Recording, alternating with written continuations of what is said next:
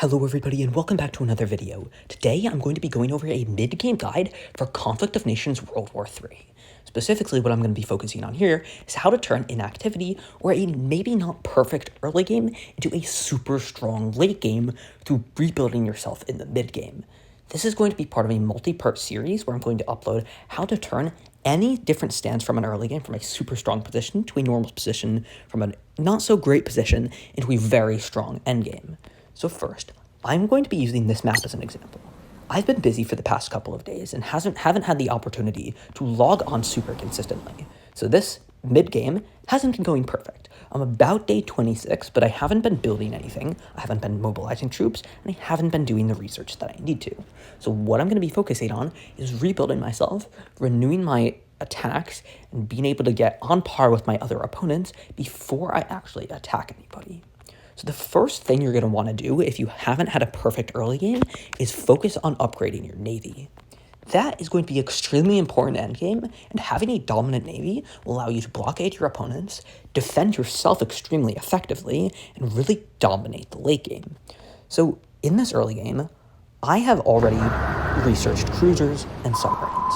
So from here, I'm just going to begin producing more of them at the one naval base that I have, and then building new naval bases in order to really spam them late game.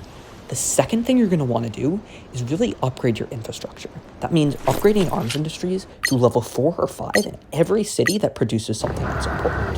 So that's basically everything, except you don't need to really spam your fuel cities if you don't want to. And this can also come in the form of annexing other cities. So for example, components are extremely important, so I'm going to annex Component City, and rare materials are extremely important, so I'm going to annex a rare material city. These two cities that I annex then, I'm going to be building the armor bases to level 5 in them as soon as possible. The third thing you're going to want to do is define your strategy and begin researching that strategy. What I mean by this is, do you want to focus on having a super strong land army that has super strong anti-air, that has really ranged abilities through multiple rocket launching systems, or are you going to focus on an air force, building bombers and strike fighters?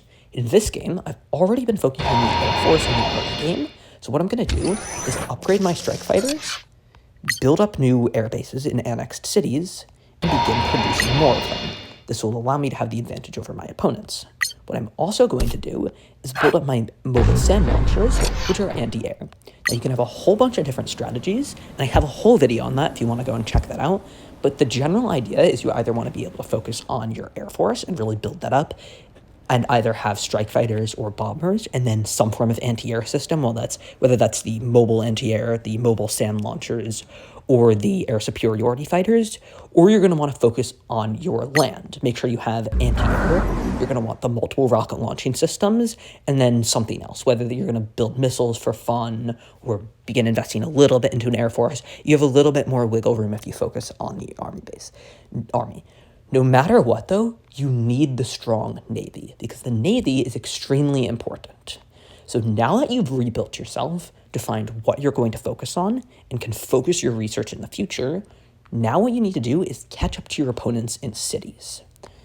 You can look anywhere around the world for this, really. There's typically always one continent, whether that's somewhere in Asia, which happens to be in this game, North America, it's pretty much never Europe, but is sometimes Africa, where it's kind of divided. There's not really a dominant coalition, and there's a country or two that hasn't actually been fully taken. In my case, I got really lucky. Ethiopia, right next to me, has not really been taken by anybody. However, Turkey, another country, is already focusing on Greece, which I was focusing on previously. So what I'm going to do is, first off, finish taking Greece with a couple of my troops, and then let me just do that really quickly. And then I'm going to send a full stack down to Ethiopia.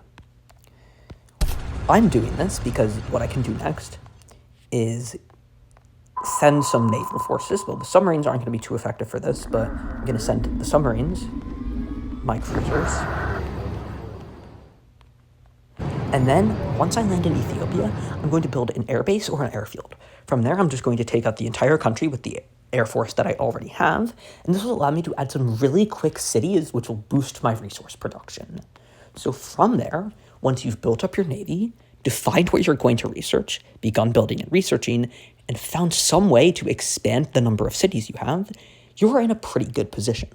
From here, you're going to want to be reaching out to your other opponents through the chats if you're not in a coalition to try to get yourself into the dominant coalition in the game. If you can't do that, you're going to want to join a coalition so you can have a certain amount of active players that you know aren't going to attack you.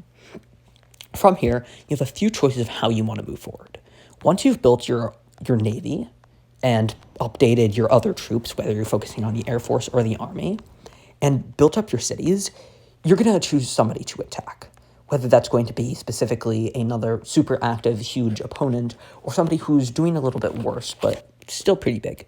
Once you've done this, then you've really built yourself up. In conclusion, no matter whether you had a super strong early game or a super weak early game, once you enter the mid-game, you're going to want to focus on building up your navy. From there, you're going to want to build up your infrastructure to ensure your research production is high, and then decide between whether or not you're going to go super strong into the Air Force or super strong into your Army.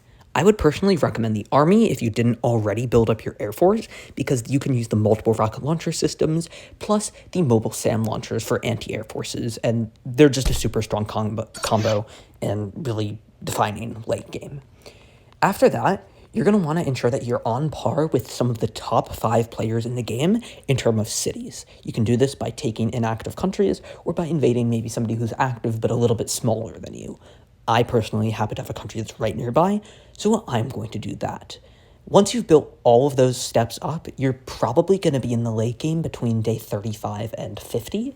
And from there, you're going to want to hopefully get into a good coalition, reach out to some other players, politic your way, and then really begin your final battles against some of the strongest players in the game. I find 4x speed lobbies tend to get inactive by day 50, where it's you and a couple other super powerful players. So the next videos in the series I'm going to be coming out with, I'm going to really decide in a few days or few weeks, depending on the topics that I'm going to be building this on, but you can check my channel and make sure to subscribe to stay up to date on those videos. Thank you guys for watching. Let me know if you have any questions in the comments, and I will see you in the next time.